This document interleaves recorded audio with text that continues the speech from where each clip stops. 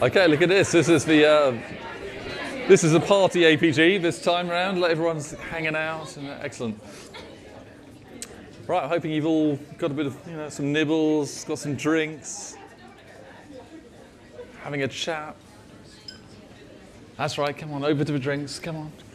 Okay. Thank you for coming this evening. Lovely to see you all. Last noisy thinking of the season, I suppose, of 2017.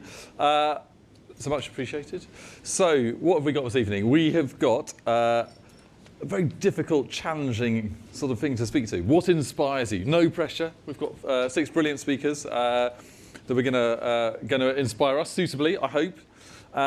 Before we kick into that, just want to say thank you, as ever, to Google. A fabulous venue, fabulous setup, brilliant sound. Much appreciated.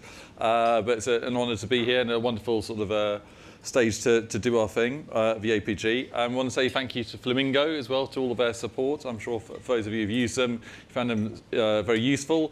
I would urge those of you who haven't used them to go and check them out. Sort of good thinking.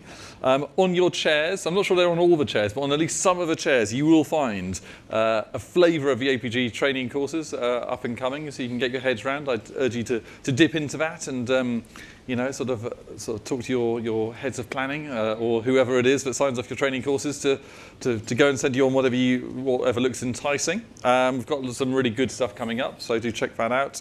And obviously, don't forget to renew your APG membership because next year is the 50th anniversary of planning in 2018. And it's going to be, I can exclusively reveal, APG, as you might expect, they're going to do a ton of stuff around that. So there'll be all sorts of really interesting events and talks and content and things to get your teeth into. So make sure your membership's up to scratch. So let's kick off into this thing. So what inspires you? It's a pretty open brief.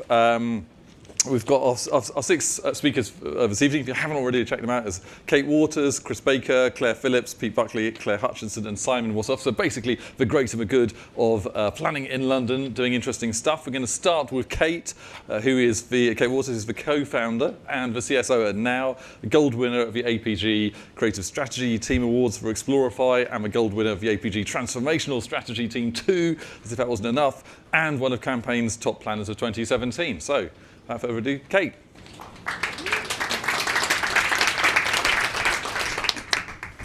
Hello, everyone, and thank you for coming.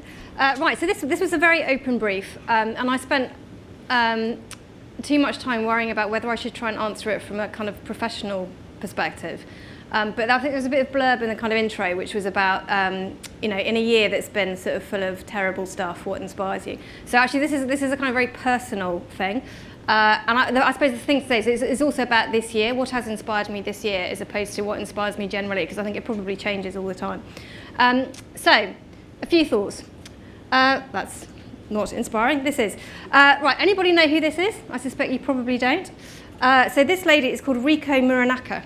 And she is a researcher. She works in Japan, and she won the 2017 John Maddox Prize, which is the prize that's given by the science community to a scientist who has done a huge amount to champion truth in the face of madness. And basically in Japan, HPV vaccines, which are the vaccine that over here you get when you're sort of 15, which protects you against lots of different strands of a virus that gives you cervical cancer. Vaccine levels have fallen from 70% to 1% because of a kind of complete madness around the safety of the vaccine, which the media have done nothing to quell and a lot to kind of fuel. And she has had death threats. She has basically been through procedures where she's pretty much lost her job. She's had a lot of scientists over there, a small number of very, very vocal scientists basically talk, say very nasty things about her. And she's basically come through it all, basically continuing to champion the fact that actually the vaccine is really, really safe, and to basically tell the story of the research, which proves conclusively that the vaccine works and the vaccine is safe. And I think she is amazing, and she stands for something which I find extraordinarily inspiring, which is truth. Okay, in a world where obviously we've kind of gone mad, we've got fake news, where Trump says all sorts of stuff which is complete and utter rubbish. As a planner, I think there was a question in this year's A-list, which was something about what's your most annoying professional sort of trait, and I think probably a lot of my team would say just going, what is really going on? What's the facts? What are the facts? Because actually, we love insight, but I really love fact because I think it gives you kind of real grounding and a sort of place to sort of build interesting strategy from. So truth is my number one sort of thing.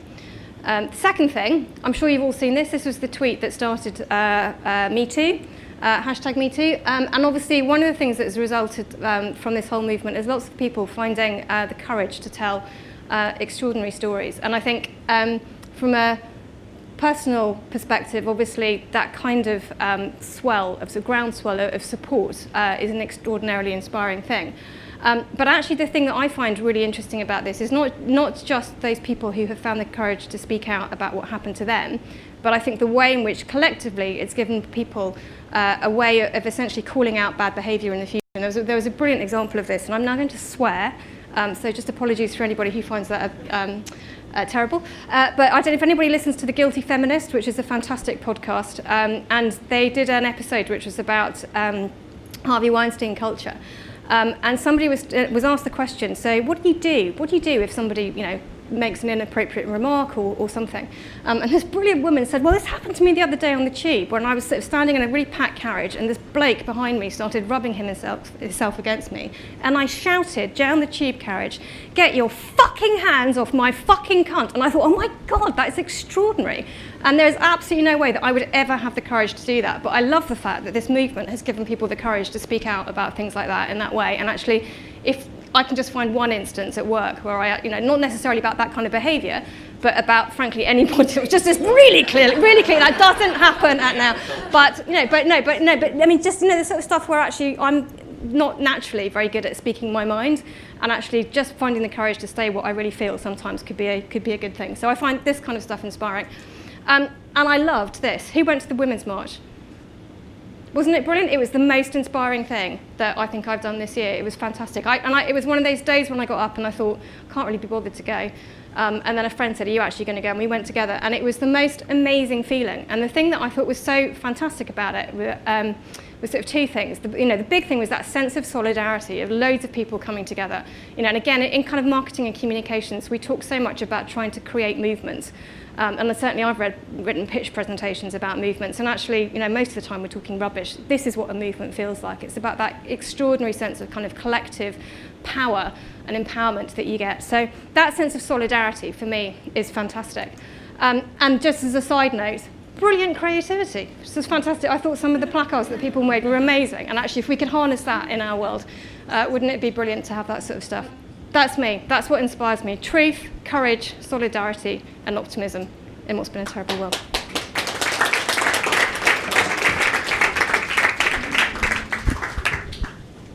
There we go. So let's start high. Truth, courage, optimism, solidarity. Pretty strong stuff. Also a nice chair there. Nice, colourful red and yellow chair. Really good. Full marks. Okay. Right, next up, thanks Kate. Next up is Chris Baker. Chris is Head of Strategy at FCB Inferno. He's a gold winner at APG Strategy Awards for Change Please, which is a social enterprise that trains homeless people as baristas to help them get their lives back on track. And in addition to his day job, Chris actually devotes massive amount of time and energy to that role on the advisory board for Change Please. And he's got their coffee brand listed in Sainsbury's, which is, let me tell you, absolutely no mean feat at all. Plus, he's writing a book, nothing to be jealous of at all. So, Chris.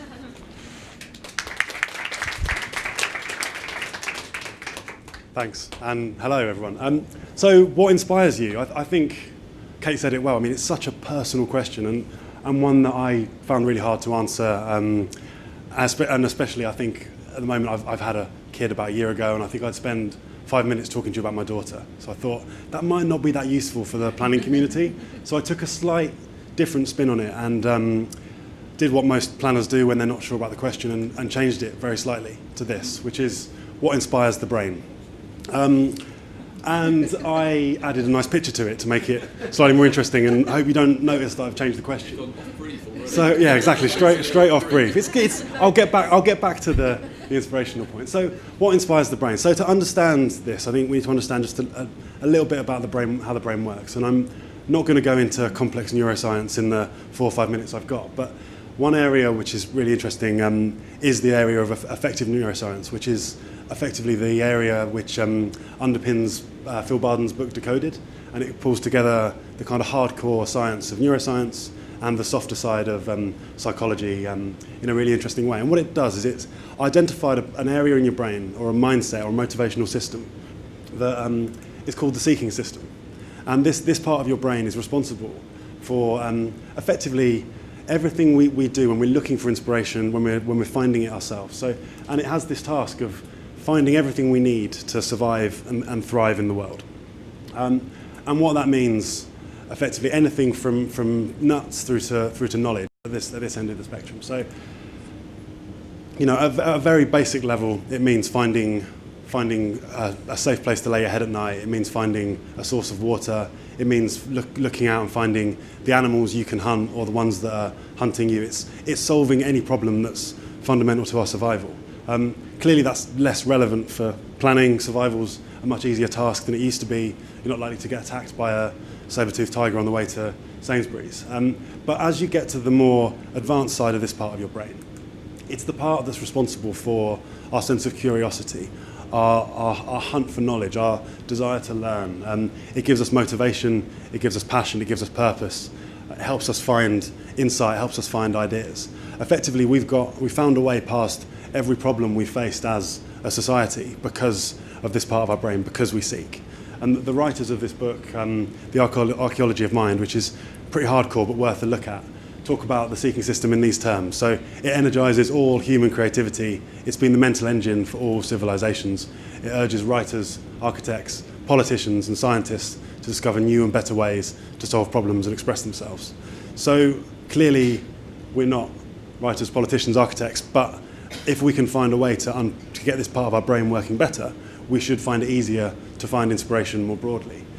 So the problem is that the world we live in is forcing this part of our brain into the background. So the seeking system is recessive and it's hiding. So fear and anxiety mean that our other responses like anger and defeatism and cynicism come out more strongly. This part of our brain's bored. So water's available on tap. We do our hunting in the supermarket. You find new partners with the swipe of an app. It's all far too easy. This part of our brain is also distracted. So, the constant stream of and the anxiety you feel at the need to check an email, respond to a phone notification. This sense of anxiety is undermining this part of our brain.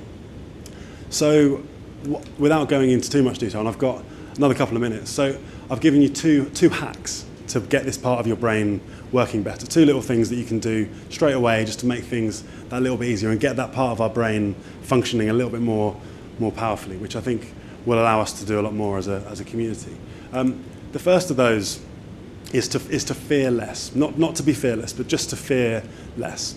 And it's interesting when you look at the way we're hardwired as human beings and the way we've evolved. We've evolved to pay attention to the threats in society, because a threat, a loss, it compromises our survival, whereas a gain just makes us that little bit more comfortable. So we're hardwired to pay attention to these threats.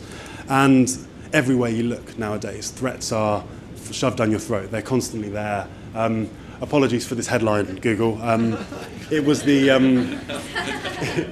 the first search in the algorithm first top of the search results when I searched for Daily Mail. So people say they doctor the algorithm, so maybe not. So this sense of fear is hard to avoid. It's all over the press. It's all over 24-hour news, despite all evidence that we have way less to fear than ever before. For those of you that haven't had a chance to look at progress, it talks all about how much progress we've made in the last 100 years, how we're better off on pretty much any metric. It's a fascinating read and definitely makes you more optimistic for the future.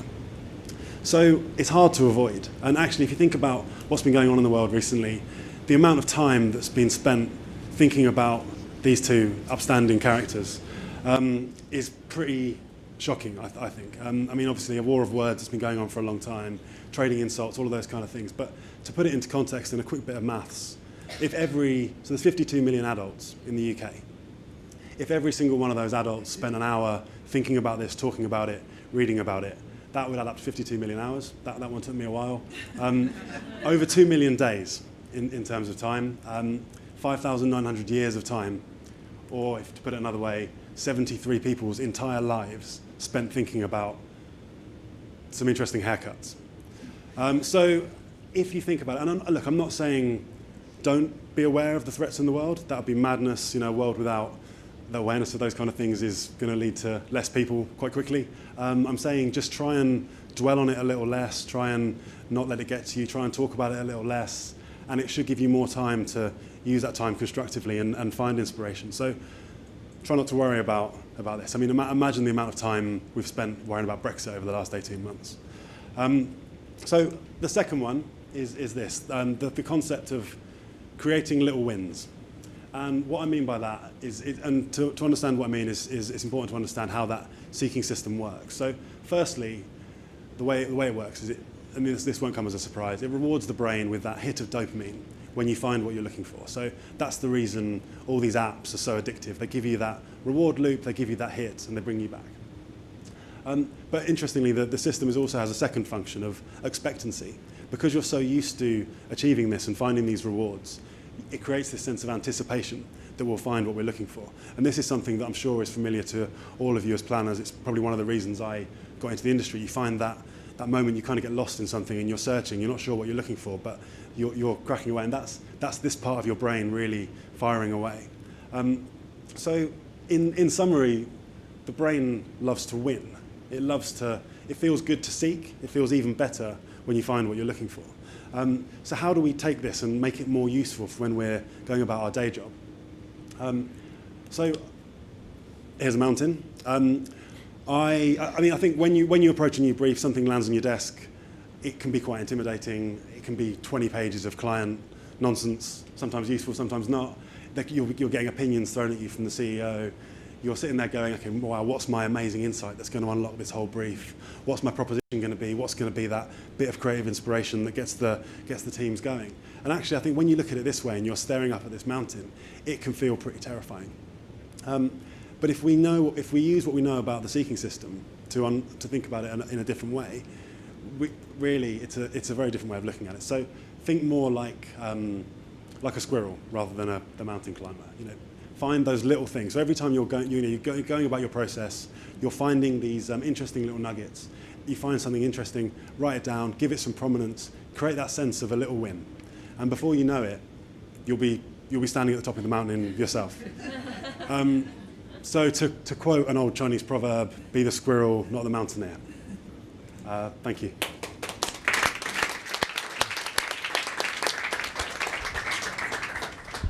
Excellent. So locate your inner squirrel and don't get distracted by bad haircuts. I think of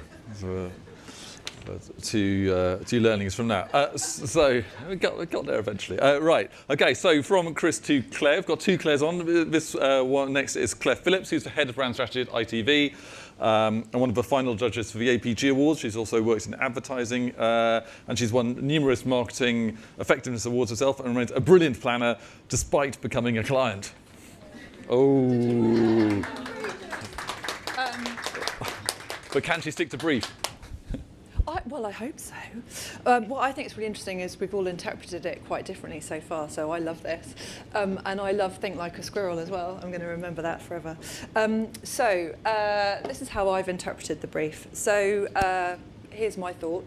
All ideas are theft. The best writers, the best filmmakers, the best artists, the best creatives, they steal ideas. And brilliant creative geniuses like Picasso, T.S. Eliot, Steve Jobs stole their ideas, and they weren't afraid to say so.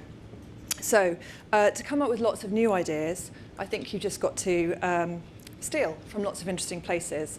And we're very lucky to live in London. And I don't know if any of you got to see the Matisse exhibition that was on at the Royal Academy a couple of months ago.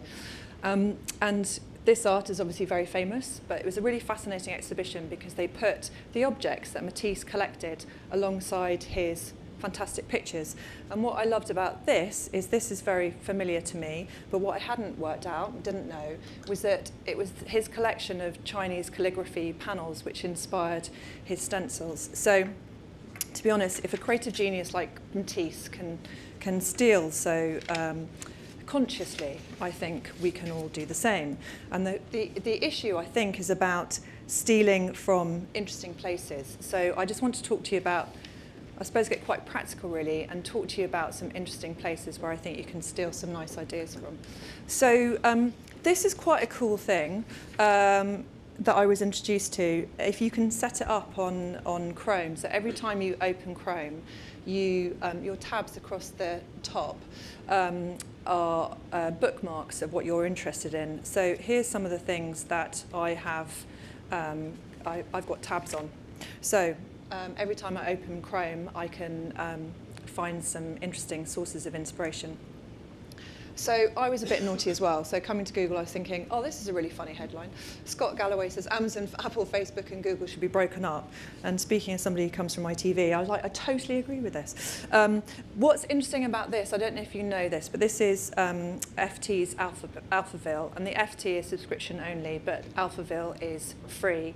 And it's run by really interesting journalists who write commentary on the market, and they are usually about 18 months ahead of everybody else, so that's quite an interesting place to go and kind of look around.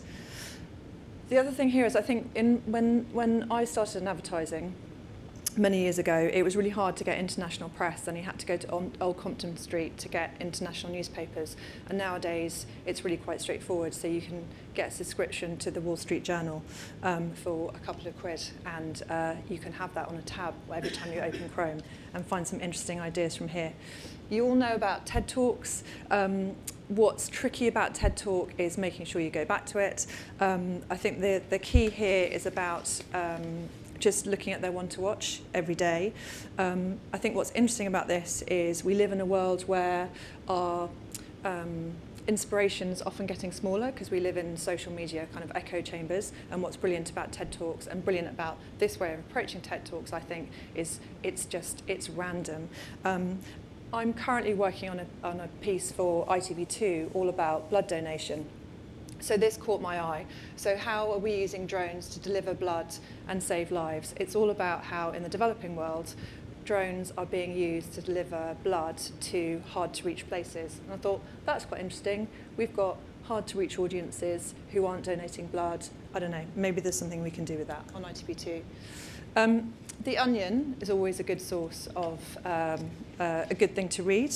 And they put this up kind of quite every couple of days. So no way to prevent this, says Only Nation, where this regularly happens. So every time there's a mass shooting in the States, this is what appears on The Onion. We were thinking about dissent. When we approached our campaign on ITV for the general election, one of the things we were thinking about was how do we distinguish ITV from BBC's coverage? And we talked a lot about dissent, and the campaign idea for the National Lottery from campaign idea for general election from ITV was all about being the people's champion and being the dissenting voice and not just being the establishment. This is from The Atlantic. Again, a really nice publication. It's a bit like The New Yorker. This, I think, is really scary because we all read the media coverage which says Trump is going to be impeached and he's horrific. But actually the reality is he's not going to be impeached anytime soon. So I've got an issue on ITV4. We've got a kind of perception which is completely different from the reality of ITV4. And this is going to be interesting food for thought. Very quickly, this is a really interesting publication. This is called World Crunch, and what World Crunch does is it takes the best foreign journalism and translates it into English. So articles that are going on in international newspapers that we, if we're not very good at speaking French or reading Spanish or whatever, this is a way of being able to see what's being covered in international press. This, I think, is really fascinating. It was in a Swiss newspaper. The sharing economy tries to break into the art world. So you can actually borrow a piece of art from a Swiss museum and hang it in your own home. And I was like, that's interesting. Don't know how I'm going to use it, but maybe one for later. So what I've talked about is a lot of politics. I'm quite interested in politics, and it does influence my work. So obviously we all know about the Charlie Hebdo shootings, Charlie Hebdo shootings, and the Je suis Charlie, which kind of came out as a response to that. And I was developing a kind of campaign with the National Lottery at the time that this was going on, and this totally inspired a piece of work I did. So Je suis Charlie became I Am Team GB, which ended up becoming the nation's biggest ever sports day.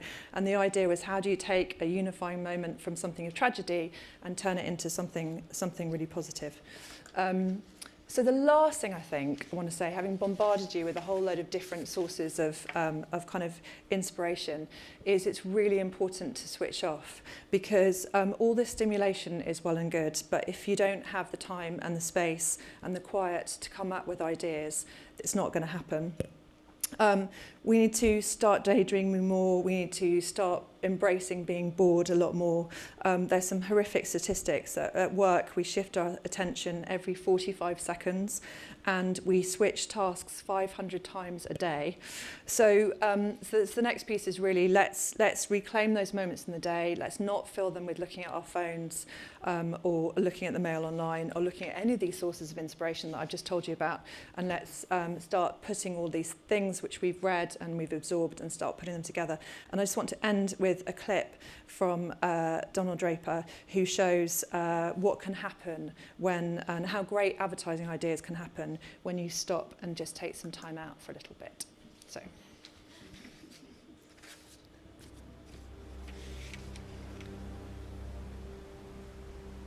Mother, son, we greet you and are thankful for the sweetness of the earth. The new day brings new hope. Lives we've led, the lives we've yet to lead. New day, new ideas, a new you.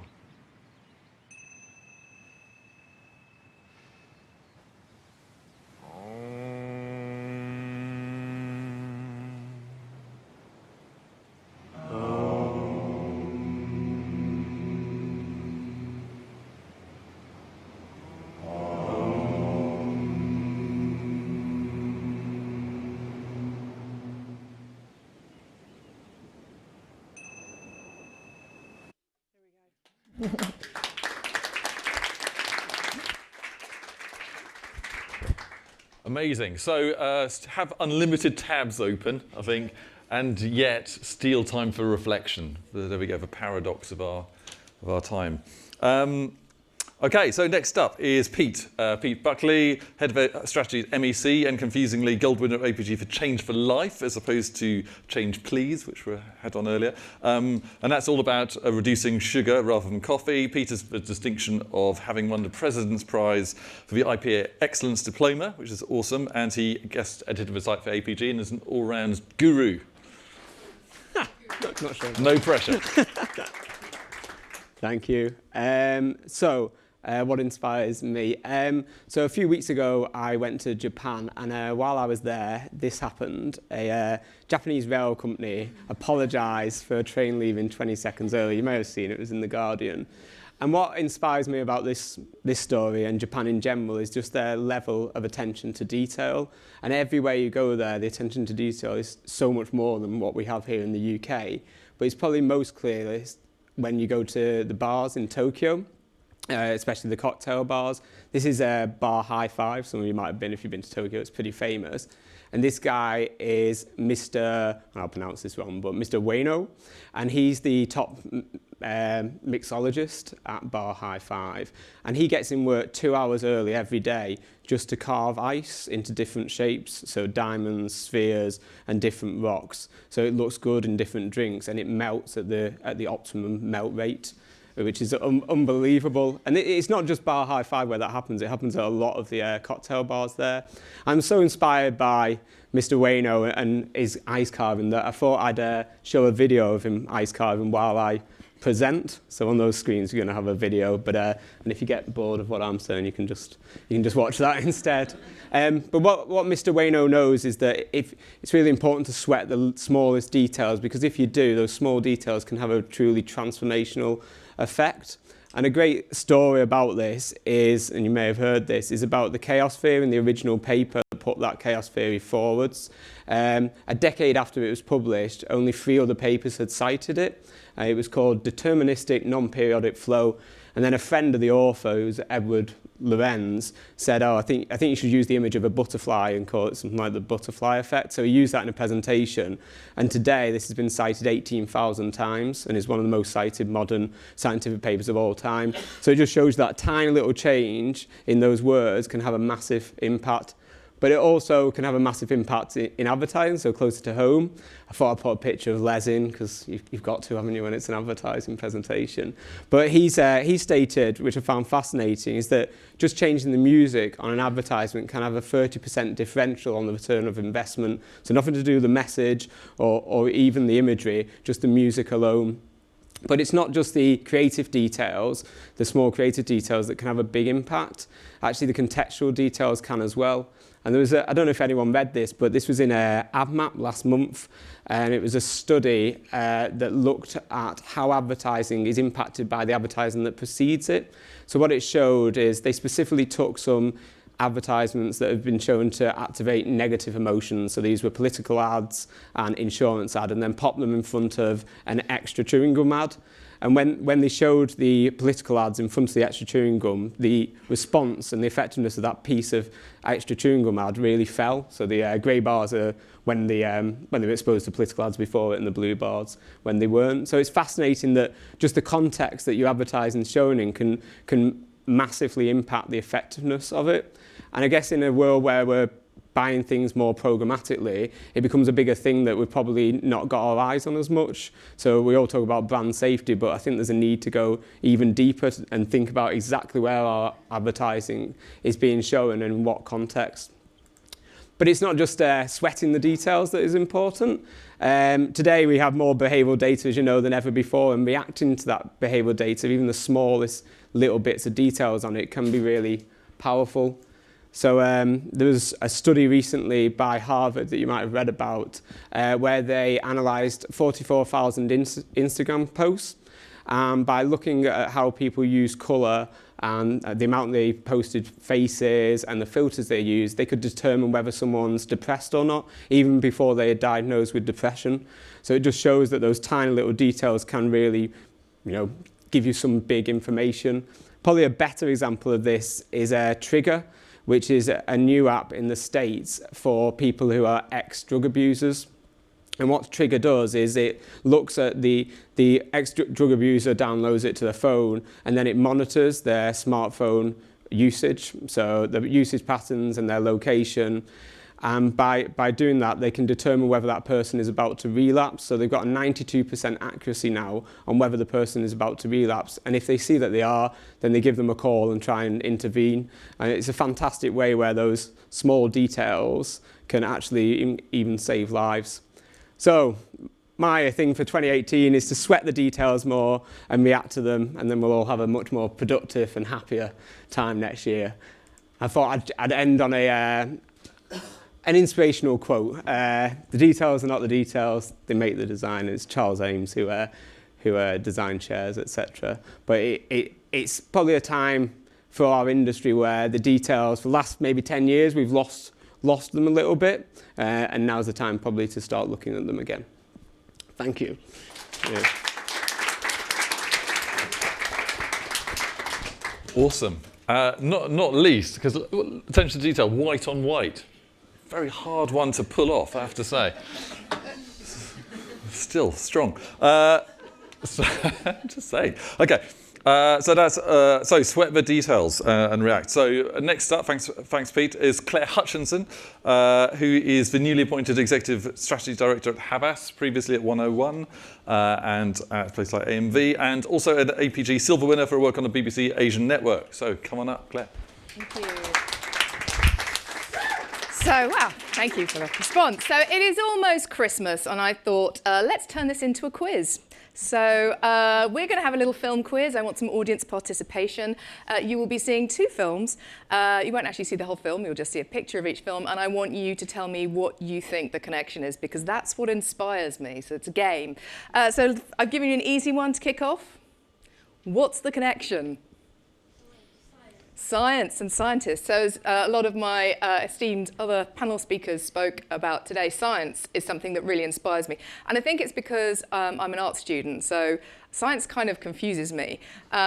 But science is a great way of really understanding the world. And on lots of things I've worked on over my kind of long and tiring career, science has been one of the things that has unpicked a lot of things and really unlocked things. So I remember I used to work on road safety back at AMV, and I spent a lot of time at a place called the Transport Research Laboratory, which is kind of like one of those old-fashioned kind of James Bond sites where everyone goes around in golf carts kind of testing things. But there were some guys down there who were absolutely amazing, and they unlocked a whole load of stuff for me, and some of the best work I think I've ever done came from just hanging out and spending time with them. Equally, I've got in touch with people like the Institute of Biomimicry. They're pretty cool too. And the great thing about scientists as well is that they really want to talk to people and share what they know because they're really excited about it. So scientists are a great way of really kind of enhancing your thinking and kind of looking at the world in a really different way, because science, whether it's psychology or physics, kind of understands how the world works, and ultimately that's kind of what we do as strategists. So this is the first one. It's going to get harder, okay? By the way, if you haven't watched Weird Science, just go and watch it. It's amazing. Next one, so that's science and scientists. What's the link? Michael Douglas, Glenn Close, and Amadeus. Nope. Persuasion.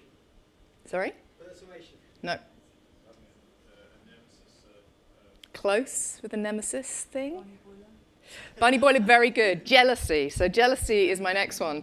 And the reason why jealousy, I think, is really important is because, and in fact, I was lucky enough to be a judge on the first stage of the APGs recently, which is an amazing privilege and experience. And one of the categories that we have in terms of marking is, do you wish that you'd kind of done it? Jealousy. And that feeling when you read a paper, and a lot of the papers from my other kind of speakers here today, you read them and you're like, shit, I wish I'd done that.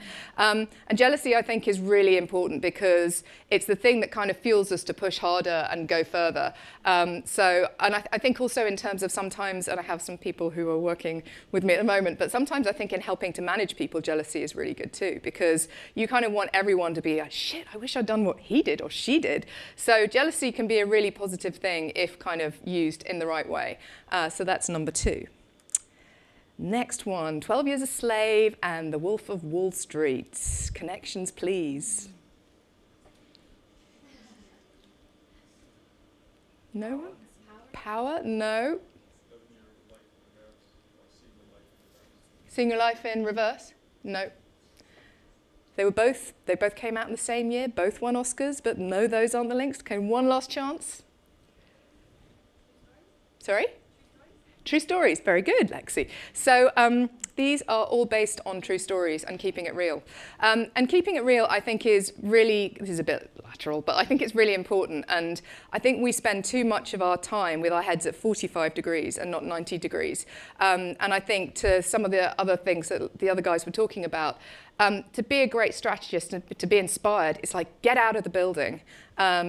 Google is great and brilliant and helps us in all sorts of ways, but just get out of the building. And most of my kind of best thinking has come from spending time rifling around consumers' kind of cupboards and doors and fridges, going and hanging out with clients, believe it or not, but just sort of like going to a gallery and seeing stuff. So I really kind of think the more that we can actually get outside, and sometimes, to Claire's point, there are things that inspire you and you don't know when they're going to be useful. So I've kind of got my own little locker in my head of things that I've seen that I've kind of thought, wow, that's cool, but you don't know when it's going to be useful, and that's kind of part of the joy of it. So keeping it real is the third. The last one, I think, this one's hard. 2 great films, Cristo y Jesus, una historia con, or Homo sapiens. Anyone watch those films? No? I don't think you're ever going to get this, so I'm going to tell you this. These are both films that in 2017 were shown at the International Random Film Festival. Now, for those of you who don't know the International Random Film Festival, it happens in Helsinki. In fact, it happens in random places every year. And the films that are voted there are random films promoted by random people. They start the day with an anthem, which I think is cool, and everyone should generally do that. And then they randomly award people throughout the festival. So they decide, let's give you an award now, maybe later. So it's a thoroughly random thing. And those were 2 films that appeared at the International Random Film Festival. And the art of randomness is kind of my last thing that really inspires me, because if you spend any time with a brilliant creative, this is how they work. They just make connections in a really lateral way and kind of put 2 things together that shouldn't be together to make something amazing. So I'm a massive believer in the art of randomness. Anyone who's worked with me knows that I love a workshop, and I particularly love a synectic workshop where you try just take people's brains away from the problem somewhere else, get them to kind of create some stimulus and then generate ideas from that. So my famous one, or my favorite one, being if Trump or terrorists were put in charge of the brand to solve the problem that you have to solve, what would they do? And sometimes you'll get to some really crazy answers, but then you can bring them back to something more interesting. And that just kind of way of approaching thing, I think, for me, unlocks things that we wouldn't get to otherwise. So I'm a big fan of the random. So things that inspire me: science and scientists, jealousy, keeping it real, and the art of randomness. Thank you.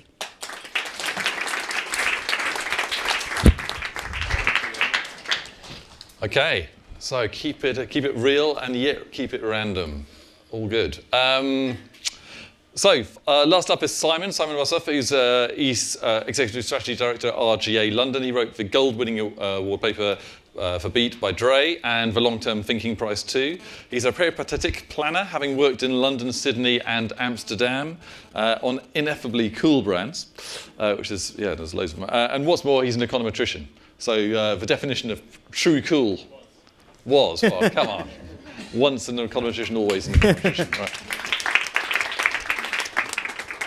Right. Okay, go. Okay. So this is actually one of the most inspiring things, is where we're at. This year, a couple of things have dawned on me, which is strategy's time is sort of happening. You know, like you won't remember it. When I think some of us on the panel, on the speakers group will, when we were sort of young planners, you had to like fight to get in the briefing, and then you had to fight with the creators, and then you had to fight with that client, and then you had to like, you're like, oh, if only they let us go further upstream, and they should have listened to us from the beginning, and then it only gave me 2 weeks. And now, it's awesome, because everything is kind of fucked. You know, here's Mike, right?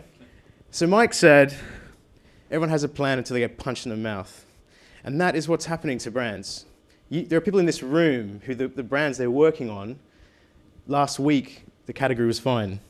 This week, someone came out with an innovation that completely changed the game, right? And that's awesome, because it means that we can actually be strategic and go, right, let's figure out how to avoid flying Mike Tyson punches that we didn't used to have to deal with, right? You know, you got consultancies like the Death Star in Star Wars, and that's the really badass Death Star, not the first Death Star, who have basically come to destroy this industry. They're eating up agencies, or they're kind of acquiring them and then making them weird amalgamations of what they are, or they're promising this kind of golden experience design kind of age with creative and consultants together. And it's kind of full on, because they can laser beam us out of existence. Again, who steps up in those moments? It's usually strategy people, right? Because we're the ones that were kind of going, hang on, let's just talk about what the problem really is here. You know, there's this guy, Alexander Nix, right? He has 5,000 data points per person, like on the entire population of the United States. That's how he helped put Donald Trump in power. That's how he helped him serve ads so precisely that people were freaking out about Hillary Clinton's emails or something, right? This is happening. This is real. There are people manipulating data in such ways that, again, it takes a sober mind and a mind that can, not just the econometricians, but minds that can be analytical and have patience and look at things in a sober way to kind of, you know, penetrate some of this stuff. And then there's like, this is a brand called Chubbies. They fascinate me because they basically do everything that you're told not to do when it comes to like selling things online. So all they do is sell shorts. Shorts, shorts, shorts. Nothing else. You want a t-shirt? Too bad. It's not there. You want a pair of shoes? Also not on their website. All they do is shorts. And they sold 300,000 pairs of shorts in a day. by putting user-generated content, because we haven't heard that expression for about 5 years, on their own e-commerce platform. And they're like the biggest shorts brand, the fastest growing shorts brand in the United States. So you've got Mike Tyson punches, you've got Death Stars, Alexander Nicks, you've got these guys. This is the ultimate time to be a strategist, because now we can be the Wolverine, now we can be the Weapon X, because you can do all these things. You can have the conversation, which is, well, this category is fucked, or there is data manipulation that is so rampant that we need clarity and we need clearer thinking about what the problem is. And we can actually solve things really end to end. So back in the day, we were always sort of forced into this kind of, what's the kind of communication solution? And I think if you read your APG Creative Strategy Awards, because of course you all read it cover to cover, you will know that the solutions are like this wide now. So this is our time. And 2017 for me was the moment that I think, personally, strategy really arrived. So it's a good time to be a strategist. This is the kind of thing you can do when you think like this. Then you see, well, actually, the problem is not going to be solved by a single piece of communication or a single piece of anything. It's going to be solved by thinking really holistically about the category, the audience, the data that we have at play, the situation that we're in. That's the point, is strategy is no longer constrained. And in fact, it's kind of on us to navigate this, to go, well, what if we created an entirely new brand, an entirely new company to solve an issue around millennials hating banks? And we are implicated in every single step of that. So that's why I think it's an awesome time this year. Has really been an amazing year to realize this and to start doing this kind of work. But then, and I'm glad a couple of my colleagues have called this out. At the end of the day, there's a moment to step back and just go, what we do is great and we love it and it's important. But I think to remind ourselves that, we can rally around big ideas. We can rally around notions that are true and that people believe in, and that we can, speak up and say something, and we can convene the single biggest march in human history like that. And that's because ideas are still currency. That's what people get their heads around, get inspired by, what they love, and what brings them together. So for all of the Mike Tyson punches and the Death Stars, that's our day job. Always remember that it's those big ideas that your colleagues are going to thank you for, that the agency is going to rally around, that you're going to do great work, and then you're going to hopefully make lots of money and win lots of awards. So thank you very much.